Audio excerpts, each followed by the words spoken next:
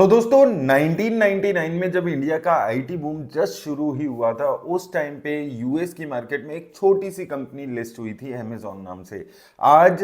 Amazon एक trillion dollar company बन गई है, लेकिन इंडिया की कोई भी आईटी कंपनी ये मुकाम के आसपास नहीं पहुंच पाई। अब आपको बात को यहां पर समझना है कि यहां पर जब भी कोई नई वेव आती है आईटी को लेकर, जैसे एआई, स्पेस टेक और बायोटेक, ऐसी कोई भी वेव आती है, तो क्या हमें वहां पर सिर्फ एक कंज्यूमर बन के प्रोडक्ट यूज करना है उनका, या फिर हमें उनकी ग्रोथ स्टोरी का भी पार्ट बनना है। अब यहां पर मैं कोई फोमो क्रिएट करने की कोशिश नहीं कर रहा हूं, मैं सिर्फ यहां पर आपको एलोकेशन डाइवर्सिफिकेशन का पर्पस समझाने की कोशिश कर रहा हूं। अगर हम ओवरऑल देखेंगे तो पिछले कई सालों में S&P 500 ने 10 से 11% की एनुअलाइज रिटर्न दी है यूएसडी टर्म्स में। वहीं अगर हम निफ्टी 50 इंडेक्स को भी देखेंगे तो वहां पर भी आपको 11 से 12% की रिटर्न्स दिखेगी, लेकिन आईएनआर टर्म्स में। तो यहां पर आपको एक बहुत इंपॉर्टेंट चीज समझनी है, क्योंकि सुपरफिशियली अगर हम देखते हैं तो ये दोनों S&P 500 और निफ्टी 50 की जो रिटर्न्स है वो सिमिलर दिखती है, लेकिन इंडियन इन्वेस्टर के लिए एक एक्स्ट्रा लेयर आ जाती है आईएनआर की, यानी कि करेंसी की। देखिए 2000 के आसपास जो यूएसडी टू आईएनआर हम बात करते थे, तो आईएनआर 45 रुपीस के आसपास हुआ करता था, आज 90 प्लस के आसपास हो चुका है। जो लॉन्ग टर्म ट्रेंड हमने देखा है वो यही देखा है कि रुपीस यूएसडी के अगेंस्ट हमेशा डेप्रिशिएट होते हुए नजर आ रहा है। तो अगर हम यूएसडी टर्म्स में 12% की रिटर्न्स जनरेट कर रहे हैं, उसके ऊपर जो रुपीस का डेप्रिसिएशन हो रहा है 3-4% का, ये एक्स्ट्रा ऐड हो जाता है और ये ओवरऑल बेसिस पे आपको एक एक्स्ट्रा हायर कंपाउंडिंग की रिटर्न्स जनरेट करके देता है, जो कि इन्वेस्टर्स इग्नोर कर जाते हैं कभी कभी। अब इसको मैं आपको एक एग्जांपल से समझाता हूं। मानो आपने आज से 10 साल पहले 1 लाख रुपए एप्पल के स्टॉक में लगाए होते और आज उसकी वैल्यू 11 लाख रुपए के आसपास हो गई होती, लेकिन इस 11 लाख रुपए के आसपास की जो वैल्यू है, इसमें से जो 10 लाख रुपए की वैल्यू है वो आपकी जो एप्पल की स्टॉक की वैल्यू बढ़ी है उससे जनरेट हुई, और उसके अलावा उसके ऊपर जो रुपी डेप्रिशिएट हुआ उसके 25-30 हजार रुपए आप और ऐड कर दीजिए। तो इससे आपने एक तो जो वैल्यू है उससे रिटर्न कमाई, और उसके साथ साथ जो डेप्रिसिएशन हो रही थी आईएनआर की, उससे भी आपने एक एक्स्ट्रा रिटर्न कमाई। तो यहां पर मैंने देखिए एक कैलकुलेटर यूज किया है, स्टॉक कैलकुलेटर, जो इंडियन इन्वेस्टर्स को बेसिकली हेल्प कर रहा है रिटर्न्स अपनी हिस्टोरिकल परफॉर्मेंस देखने की किसी भी स्टॉक की। अब यहां पर सिर्फ आपको इन्वेस्टमेंट अमाउंट अपना डालना है और ड्यूरेशन डालनी है, और इसमें आपको ये भी मिल जाएगा कि स्टॉक की रिटर्न्स कितनी है, और एज वेल एज जो आपकी रुपीस की डेप्रिसिएशन की वजह से ओवर अ ड्यूरेशन आपकी जनरेट हुई है वो भी यहां पर आती हुई नजर आ रही है। तो यहां पर आप देखेंगे ये जो रिटर्न्स गारंटी नहीं है, लेकिन आपको ये भी हमेशा समझना है क्योंकि करेंसी साइकिल फ्लक्चुएट कर सकते हैं, और इसके साथ साथ हिस्टोरिकली यूएसडी एक्सपोजर ने इंडियन पोर्टफोलियोज को हमेशा लेकिन एडिशनल डाइवर्सिफिकेशन लेयर दिया है, और लॉन्ग टर्म में हमेशा हमने देखा है कि रुपी डॉलर के अगेंस्ट रुपी हमेशा से यहां पर डेप्रिशिएट होते हुई नजर आया है। तो ये यहां पर एक जो अभी हिस्टोरिकल रिटर्न्स रही है उसकी हमने बात करी। अब आप दूसरी तरफ से अगर समझें तो यहां पर यूएस की जो ओवरऑल मार्केट है वो 45 से 50 ट्रिलियन डॉलर के आसपास की है, जबकि इंडिया की मार्केट हम बात करें तो इंडिया की पूरी मार्केट 4 से 5 ट्रिलियन डॉलर के आसपास की आपको नजर आएगी। यानी कि यूएस की सिर्फ दो कंपनी एप्पल और निविदिया, इन दोनों की मार्केट कैप ही इंडिया की ओवरऑल जितनी यहां पर मार्केट कैप है उसको क्रॉस कर देती है। अब उसका एक रीजन ये भी है कि ये जितनी भी कंपनी है वो यूएस की जो कंपनी है वो ग्लोबल अगर आप प्रॉफिट पूल देखेंगे उसका मेजर हिस्सा वहां पर रहता है। स्पेशली जो इनोवेशन रिलेटेड सेक्टर्स आपको नजर आते हैं वहां पर आप देखें, जैसे एआई हो गया, हेल्थ केयर में इनोवेशन हो गई, स्पेस टेक हो गए, ये वाले जो ग्रोइंग सेक्टर्स हैं वो वहां पर मेजर प्रॉफिट पूल यूएस में देखने को मिलता है। वहीं अगर इंडिया की बात करते हैं, अगर हम निफ्टी 50 की बात करें तो यहां पर मेजर पूल जो ट्रेडिशनल सेक्टर्स हैं वहां पर नजर आता है आपको। फाइनेंशियल सेक्टर है, एनर्जी सेक्टर है, जो ट्रेडिशनल सेक्टर्स रहे हैं हमेशा से। आईटी में भी हमारा सर्विस की तरफ ज्यादा फोकस होता है रादर देन इनोवेशन की तरफ। और अगर आप AI infrastructure, semiconductor, SaaS technology जो अभी आजकल चल रही है, इनको अगर आप अपने पोर्टफोलियो का हिस्सा बनाना चाहते हैं तो एक ऑब्वियस चॉइस आपके लिए हो जाती है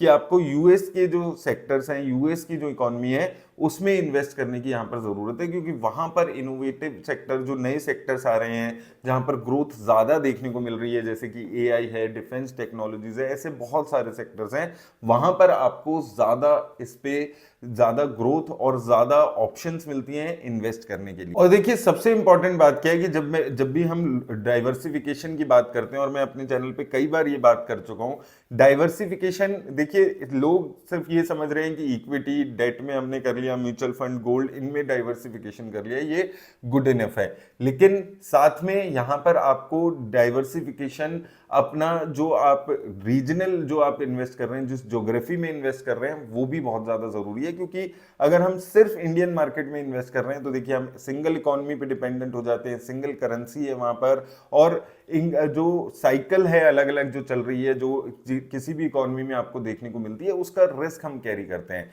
हो सकता है कि इंडिया और यूएस की मार्केट में कोरिलेशन आपको देखने को मिले, लेकिन वो इतना कोरिलेशन नहीं है, क्योंकि ओवरऑल अगर हम देखते हैं तो कई बार हमने देखा है कि किसी किसी साल में US market easily Indian market को बीट कर पाती है। तो बेसिकली डाइवर्सिफिकेशन अगर हम डिफरेंट ज्योग्राफी में करते हैं तो उसका एक बेनिफिट और ये भी होता है कि देखिए होता क्या है कि हम लोग अगर सिर्फ एक ज्योग्राफी में डिपेंडेंट होंगे तो उसका पर्पस सिर्फ अपना आपकी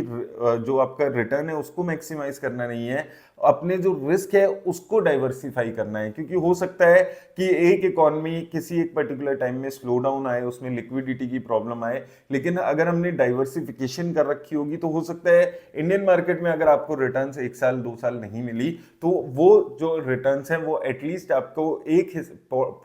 जो ओवरऑल आपका पोर्टफोलियो है उसके एक हिस्से पे आपको एक अच्छी बेटर रिटर्न्स मिल जाए। तो इसलिए जरूरी है कि डाइवर्सिफिकेशन अगर हम कर रहे हैं तो वो सिर्फ और सिर्फ आपकी इन्हीं के लेकर नहीं कि हमने इक्विटी डेट में अच्छी एलोकेशन की है, ज्योग्राफी को लेकर भी यहाँ पर बहुत जरूरी हो जाती है। अब नेक्स्ट सवाल मेरे पास हमेशा आता है कि इन्वेस्ट कैसे करें हम यूएस मार्केट में। तो अब एक्चुअली बहुत इजी हो गया बिकॉज ऑफ फिनटेक। मैं खुद अगर अपनी बात करूं तो मैं इंड मनी के थ्रू इन्वेस्ट करता हूं, वहां पे कुछ रीजंस हैं जिसकी वजह से वहां से मैं बहुत ही आसानी से इन्वेस्ट कर पाता हूं। उसका सबसे बड़ा रीजन है, देखिए एक तो सारा जो प्रोसेस है वो फुल्ली डिजिटल ऑन बोर्डिंग हो जाती है। मेरे को जो फॉरेन ब्रोकर है उसके साथ अलग से बहुत ज्यादा डॉक्यूमेंटेशन में नहीं पढ़ना पड़ता है, सिर्फ कुछ मिनट्स में आपका केवाईसी कंप्लीट हो जाता है और यूएस स्टॉक अकाउंट ओपन हो जाता है। ऐप डाउनलोड से लेके KYC, bank linking, INR USD conversion, ये सब स्टॉक बाइंग सेलिंग सारा प्रोसेस कंप्लीटली डिजिटल और सीमलेस है। तो वो एक बहुत अच्छा ईज देता है इन्वेस्टमेंट का मेरे को। दूसरी इंपॉर्टेंट बात है जो हमेशा कुछ थोड़ी से डाउट आती है, वो है आईएनआर टू यूएसडी की कन्वर्जन।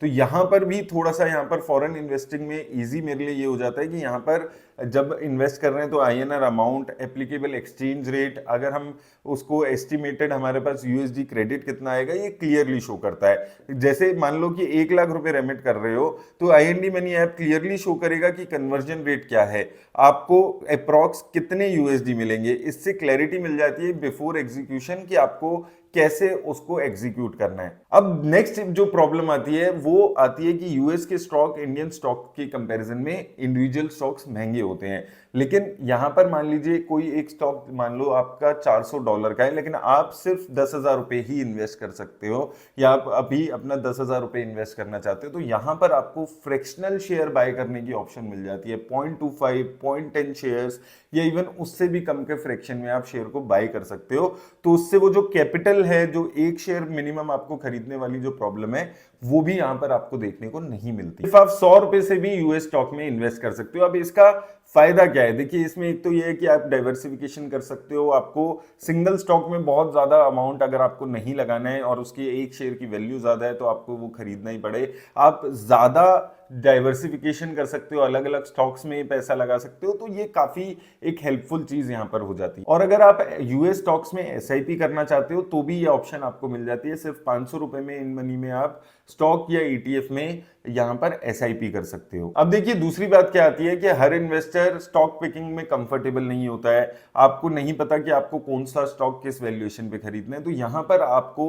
ईटीएफ में इन्वेस्ट करने की भी ऑप्शन यहां पर मिल जाती है, जिसमें आपको अलग अलग जो थीमेटिक ईटीएफ है, इंडेक्स के ईटीएफ हैं, वो सारे की आपको ऑप्शन मिल जाती है बाइंग करने की। इवन यहां पर आपको मेटल ईटीएफ भी यहां पर मिल जाता है। फॉर एग्जांपल आप मान लीजिए आपको एप्पल, टेस्ला, इनके शेयर शेयर में इंडिविजुअली इन्वेस्ट नहीं करना, तो आपके पास बेटर ऑप्शन क्या है कि आप S&P ट्रैकिंग ETF में इन्वेस्ट कर दो। और यहाँ पर आपको यहाँ जो बेस्ट रूट है एज अ बिगिनर, अगर आप शुरू कर रहे हो तो ये भी आपके लिए एक बेस्ट रूट रहता है, क्योंकि आपको उस टाइम पे थोड़ी सी नॉलेज कम होगी उन शेयर्स की, तो आप एक बेटर स्टार्ट अपनी एज अ बिगिनर यहाँ पर कर सकते हैं विद ETF, जो आपको शेयर्स लेने हैं उसके हिसाब से आप चूज करके। अब इसका एक बहुत बढ़िया फीचर है यूनिफाइड पोर्टफोलियो व्यू और सेंटिमेंट एनालिसिस। अब यहाँ पर क्या है, मुझे लगता है कि ये इसका one of the best feature है, क्योंकि यहाँ पर इसमें आपको एक ही डैशबोर्ड में आपकी कितनी एलोकेशन है, यूएस स्टॉक में कितनी एलोकेशन है, इंडियन स्टॉक्स में कितनी एलोकेशन है, म्यूचुअल फंड में कितनी एलोकेशन है, वो सारी दिख जाती है। क्योंकि जो सीरियस इन्वेस्टर्स हैं उनके लिए ये चीज काफी क्रिटिकल होती है कि आप कितना डाइवर्सिफिकेशन आपका चल रहा है, यूएस में कितना है, यहाँ पर कितना है, ताकि आप अपना जो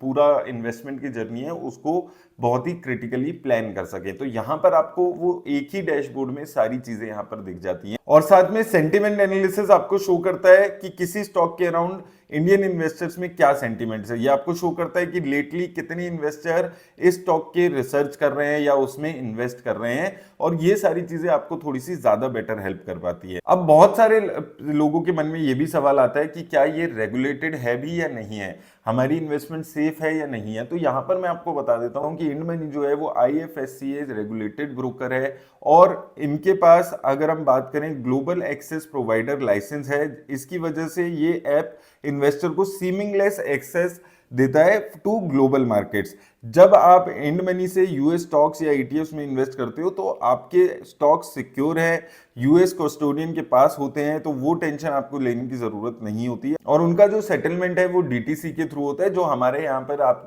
मान सकते हैं कि जो CDSL NSDL है उसका ही एक वर्जन वहां पर है। तो देखिए, नो डाउट इंडिया एक लॉन्ग टर्म ग्रोथ स्टोरी है, लेकिन ग्लोबल मार्केट कैप का एक मेजर हिस्सा यूएस के पास है। जो मेजर इनोवेशन वाले सेक्टर्स हैं वो अभी यूएस में यहाँ पर चल रहे हैं, और इसके साथ साथ जो करेंसी की डेप्रिसिएशन है उसका बेनिफिट वहां से हमें मिल जाता है। हमारा USD में थोड़ा सा एक्सपोजर वहां पर हो जाता है, और इसके साथ अगर हम देखें कि ओवरऑल ग्लोबल प्रॉफिट पूल का जो मेजर हिस्सा है वो वहां से आता है। तो सवाल यहाँ पर ये नहीं है कि यूएस में इन्वेस्ट करें या नहीं करें, बड़ा सवाल यहाँ पर ये है कि आपका जो ओवरऑल इन्वेस्टमेंट है वो क्या सिंगल इकोनॉमी पे डिपेंडेंट है या जो ग्लोबल ग्रोथ का सेटअप है उसका भी हिस्सा है। उम्मीद करता हूं आपको हेल्प मिलेगी इस वीडियो से।